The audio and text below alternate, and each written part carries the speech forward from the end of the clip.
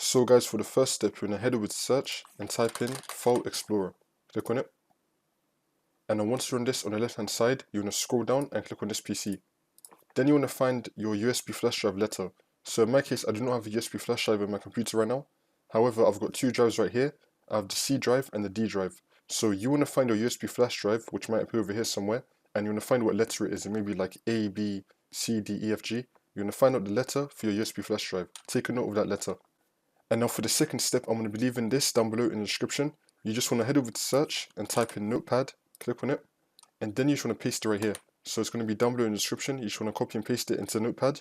And now once you're on this, where it says G at the end, you want to take off G, and then you want to put your drive letter that you took note of earlier. So let's say that it's like your H drive that you took note earlier of your USB flash drive. So let's say your USB flash drive is called H. Then you want to replace G with H.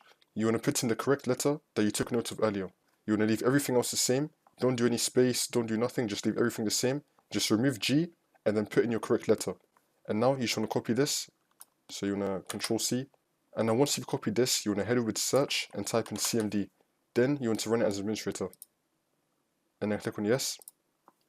And then once you're on this, you just want to paste what you just copied from the notepad into here with your correct drive letter. So you want to right click and then click on edit and then click on paste. Now you want to click on enter. For me, it did not work because I do not have a USB flash drive on my computer, but for you, it should be working now. And now once you've done that, you just want to restart your computer, and then the problem should be fixed.